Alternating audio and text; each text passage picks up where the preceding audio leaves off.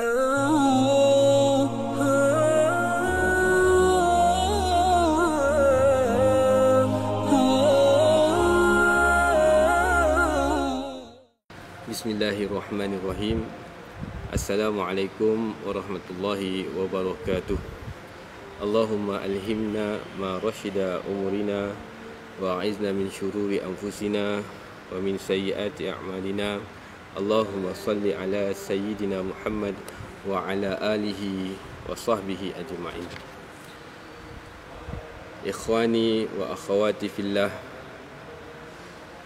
saudara dan saudari yang dirahmati Allah Subhanahu wa taala, syukur pada Allah Subhanahu wa taala kerana pada hari itu insya-Allah kita akan berkongsi satu tajuk yang penting apabila kita berada dalam bulan Ramadan, dan bukan hanya pada bulan Ramadan tapi pada hari-hari yang lain pun penting untuk kita faham, untuk kita tahu tajuk itu, iaitu tajuknya menjaga lisan dan perbuatan. Menjaga lisan dan perbuatan.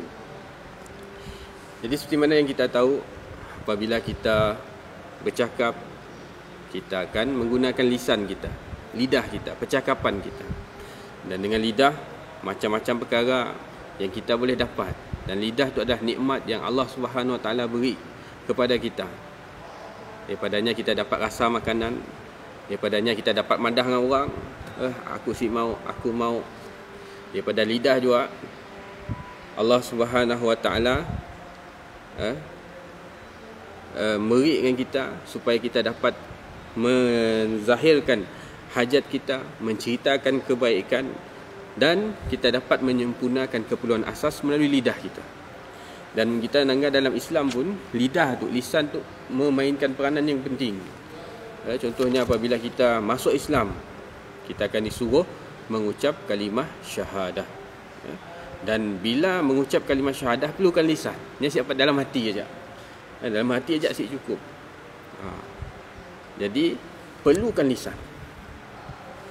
Dengan mengucap asyhadu an la ilaha illallah wa asyhadu anna Muhammadar Rasulullah. Perlukan lisan. Dan dalam semayang juga, mun kita asyik makan lisan kita asyik sah. Sebab dalam semayang rukun ada 3. Salah satunya adalah rukun qauli. Rukun qauli mesti disebut dengan lidah. Maka tuan-tuan yang dirahmati Allah Subhanahu wa taala, lisan amat penting dalam kehidupan kita, dan lisan juga adalah satu perkara yang amat diambil berat dalam Islam. Sehingga kan lisan tu dikatakan menjadi penentu seseorang sama ada yang masuk syurga atau neraka. Kami nak kongsi satu hadis bagaimana Muaz bin Jabal, seorang mufti lah, yang banyak tahu halal dan haram. Dia telah jumpa Nabi SAW, minta nasihat. Dia agak Nabi minta nasihat. Itu satu sunnah sahabat. Macam ni juga kita, kita jumpa orang yang soleh, agaknya minta nasihat daripada kita. Jadi sahabat radhiyallahu anhum pun amalkan benda tu, minta nasihat daripada Nabi sallallahu alaihi wasallam. Maka Muaz radhiyallahu anhu nyamadah, ya Rasulullah, akhbirni bi amalin yudkhiluni al-jannah wa yuba'iduni minan nar. Wahai Rasulullah, tolong beri padah dengan kami dengan amalan yang dapat memasukkan aku dalam syurga dan menjauhkan aku daripada neraka. Maka Rasulullah SAW madah dengan Muaz, engkau bertanya sesuatu yang sangat agung besar tu. Sebab syurga neraka, masuk syurga, masuk neraka adalah penentu kehidupan kita. Kejayaan yang sebenar adalah masuk syurga. Wa man zuhziha 'anil nar wa udkhilal jannah faqad faz. Sadaqallahul azim. Allah SWT madah, siapa yang selamat daripada neraka, masuk syurga, itulah orang yang berjaya. Jadi Rasulullah madah, engkau bertanya satu perkara yang agung. Maka Rasulullah pun beri nasihat, sembahlah Allah dan jangan engkau mensyirikkan. Jangan kita ada kepercayaan khurafat, jauhkan. Nak masuk syurga jauh daripada neraka, maka hendaklah sembah Allah Subhanahu Wa Taala. Dirikanlah solat, tunaikanlah zakat, puasa Ramadan dan tunaikanlah haji. Kemudian baginda bertanya, Rasulullah nanya dengan Muaz lagi, mau sih aku tunjukkan pintu-pintu kebaikan. Artinya macam ni kita nak memulakan tadi. Pintu adalah mula kepada rumah yang tadi. Jadi kebaikan, nak masuk pintu kebaikan apa yang tadi? Maka Rasulullah madah puasa itu adalah perisai. Melalui puasa, kita bulan puasa tu sebenarnya pintu-pintu kebaikan, dan ini adalah perisai kita daripada mula segala perkara benda yang si bagus. Sedekah dapat menghapus dosa sebagaimana air memadam api, dan solatnya seorang pada tengah malam. 3 amalan tadi. Kemudian Rasulullah membaca dalam surah Sajdah, tatajafa fi junubihim, tatajafa junubuhum anil madaji'. Sadaqallahul azim. Maksudnya lambung mereka jauh dari tempat tidurnya, sedang mereka berdoa kepada Tuhannya dengan rasa takut dan harap. Ayat yang tadi sampai habis. Mereka menafkahkan sebahagian dari rezeki yang kami beri kepada mereka. Tidak ada seorang pun mengetahui apa yang disembunyikan untuk mereka, iaitu nikmat pelbagai yang menyenangkan pandangan mata sebagai balasan terhadap apa yang mereka kerjakan.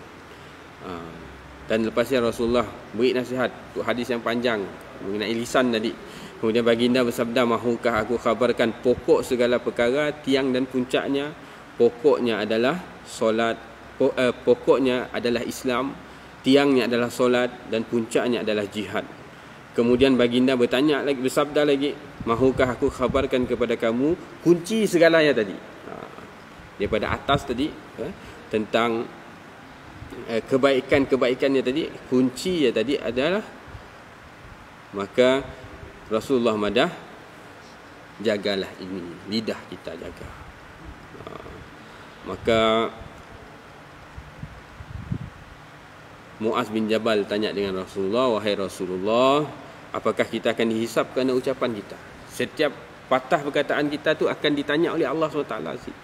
Maka Rasulullah madah, wahai baginda bersabda, ibumu kehilanganmu. Tidakkah manusia tersungkur ke dalam api neraka di atas mukanya kecuali hasil dari lidah mereka? Ya Allah. Ulang. Tidakkah manusia tersungkur ke dalam api neraka? Manusia tu gugur dalam api neraka di atas mukanya. Muka kita tu tersungkur macamnya dalam api neraka kecuali hasil tidak lain dan tidak bukan disebabkan apa? Lidah kita. Maka Rasulullah beri nasihat dengan kita untuk jaga lisan kita.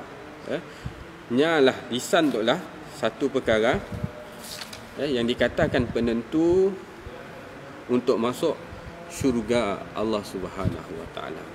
Dan dalam hadis yang lain, Nabi sallallahu alaihi wasallam bersabda, la yablugha haqiqatal iman hatta yakhzunu min lisanihi. Tidak akan sampai hakikat iman. Kita akan dapat rasa iman tu yang sebenar selagi mana kita tidak dapat jaga lisan kita, jaga lidah kita. Jadi oleh itulah tuan-tuan, puan-puan yang dirahmati Allah Subhanahu Wa Taala, maka kita kena jaga lidah kita daripada beberapa perkara. Yang pertama, jauhkan lidah kita daripada mengatakan dusta. Jangan berbulak. Rasulullah SAW bilanya bergurau, nyasyid pernah cerita pasal yang bulak-bulak. Satu ketika seorang wanita tua ngagak Rasulullah, wahai Rasulullah, adakah aku masuk syurga? Rasulullah madah, orang tua saya akan masuk syurga. Maka menangislah makcik ya tadi. Bila makcik ya tadi menangis, maka Rasulullah madah, memang dalam syurga orang tua saya dah semuanya muda-muda. Dalam gurauan pun Rasulullah bergurau. Dan dalam gurauan pun Rasulullah bergurau dalam perkara yang benar. Dan kita nak bergurau dengan orang, jangan kita bulat. Jadi jaga mulut kita daripada al-kidbu, menipu. Pepatah Melayu pun ada madah, siakap senohong, gelama ikan duit, bercakap bohong, lama-lama mencuri. Bahaya. Boleh jadi. Jadi itu perkara yang pertama. Jauhkan daripada membulat tu, menipu. Menipu tu tanda apa? Tanda kelemahan manusia. Dia nak selamatkan dirinya. Orang menipu tu adalah salah satu tandanya banyak kelakar. Ada satu pepatah Arab yang ada, iza akhta'a al-ahmaq yatafalsaf, iza akhta'a al-aqil yata'assaf. Orang dungu bilanya mula salahnya akan berfalsafah, itulah.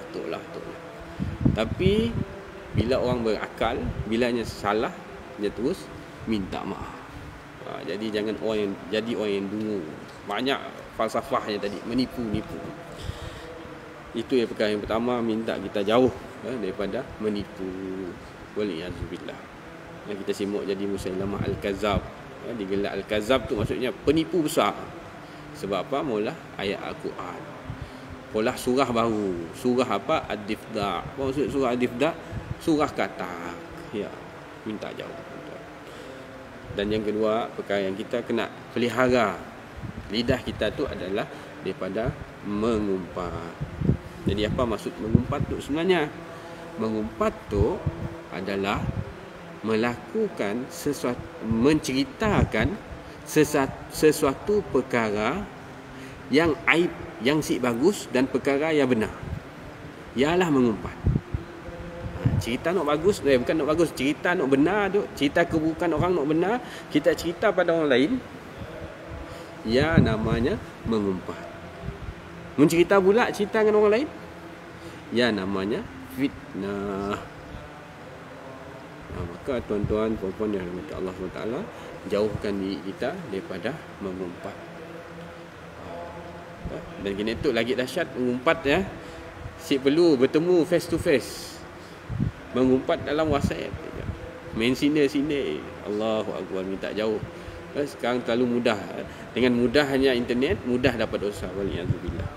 Dan yang ketiga, ifsya al-asrar, iaitu memecahkan rahsia.